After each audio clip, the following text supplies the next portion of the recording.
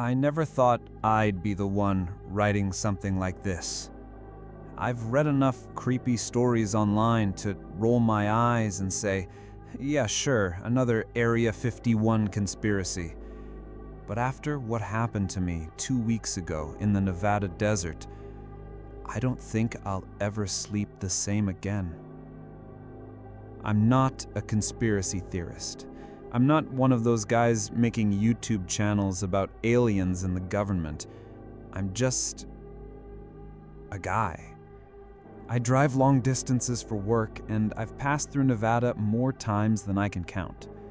I've seen the signs for Area 51, laughed about the keep out warnings, even stopped at that cheesy little alien-themed gas station once. That was it. That was all it was supposed to be. But that night, I took the wrong road. Highway 375. The locals call it the extraterrestrial highway. It cuts through the middle of nowhere.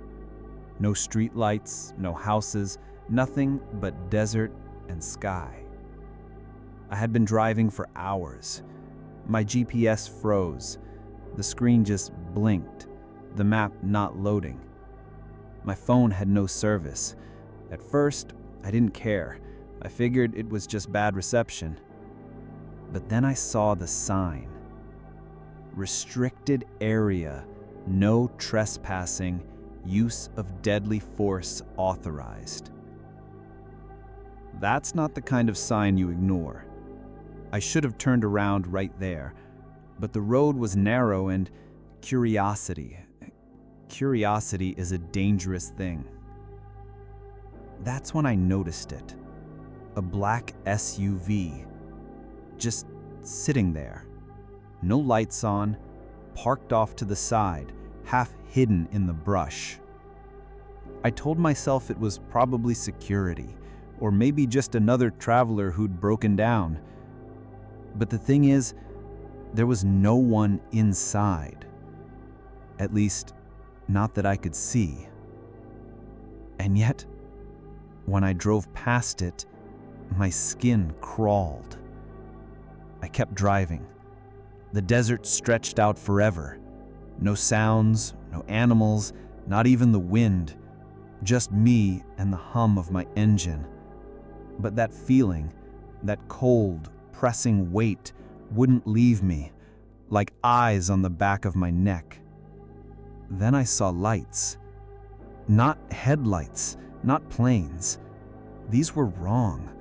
Bright white orbs darting across the sky in impossible patterns. One shot straight up, stopped mid-air, then vanished like someone flipped a switch. I remember whispering to myself, "Nope, no.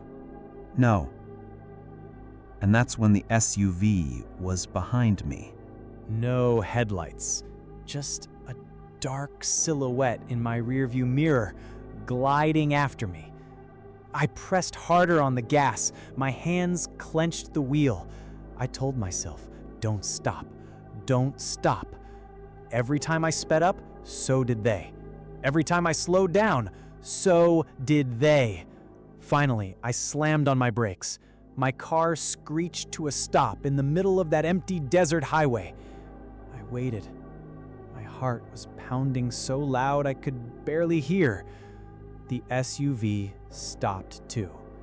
No lights, no movement, just sitting there, 20 feet behind me, watching. I don't know how long we sat like that.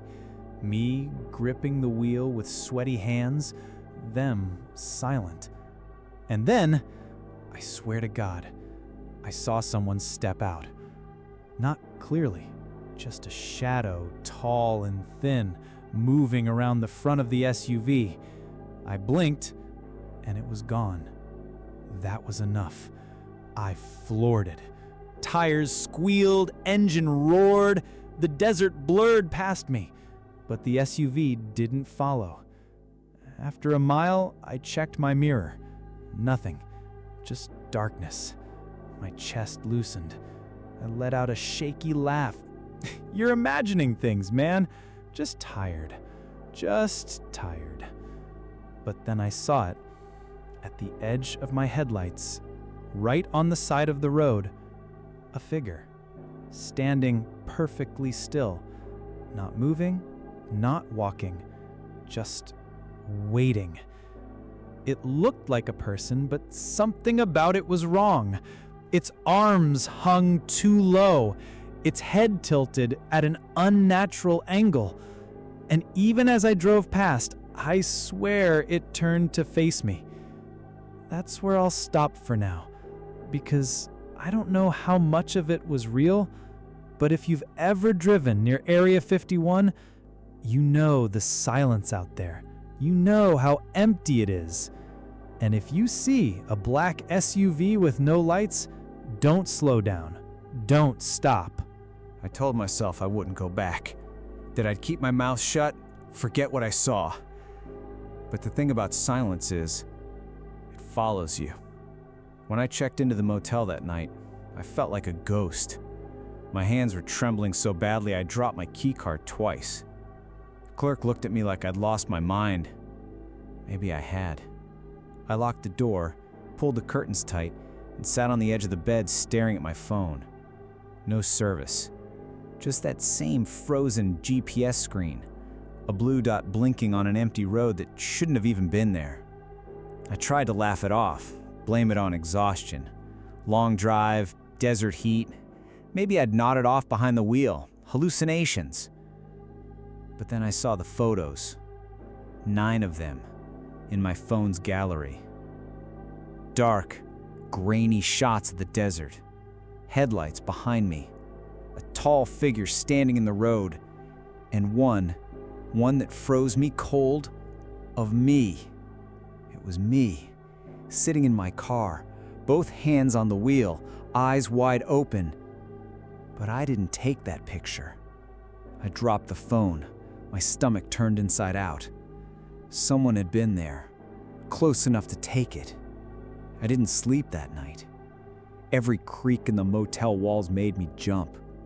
At some point, I thought I heard an engine outside, slow, idling. When I peeked through the curtain, the parking lot was empty. By morning, I just wanted out.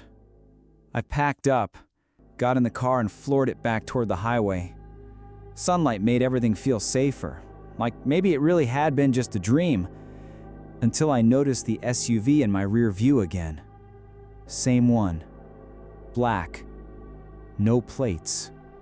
No driver visible. I took a random turn, then another. Drove into a stretch of desert so empty I couldn't even tell if the road was paved anymore. When I looked again, it was gone. But the road wasn't right. The desert around me shifted. Not literally, but it felt different. The sky seemed too pale, the ground too flat, and when I glanced at the clock, 2 hours had passed in what felt like minutes. I slammed the brakes, breathing hard, trying to piece together what the hell was happening, and that's when I heard it. A voice from the radio. It said my name. Not like a normal broadcast, it was my voice, clear as day, repeating my own name, over and over, distorted like a broken recording.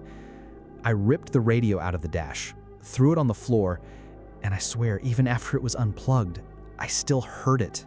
Faint, coming from somewhere deep in the car. I don't remember much after that. Just flashes.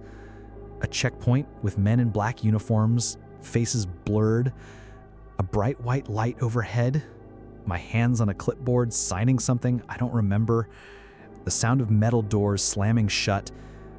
Then I was back on the highway. Broad daylight. My car dented, dust all over it, like I'd been off-road. The clock said 4 p.m., but I left the motel at 9 a.m. I lost 7 hours. 7 hours I can't explain. Since then, little things keep happening. My phone turns on by itself at night. I'll hear static in my headphones even when nothing's playing. Once, walking home, I thought I saw that same figure standing at the end of my street, just for a second before the streetlight flickered out. maybe this is all in my head. Maybe I really did fall asleep at the wheel, dream the whole damn thing. But then I remember that photo of me behind the wheel, the one I couldn't have taken. So here's my advice. If you ever find yourself on Highway 375 near Area 51 and you see a black SUV with no headlights, don't follow it. Don't let it follow you. And if you hear your own voice on the radio, it's already too late.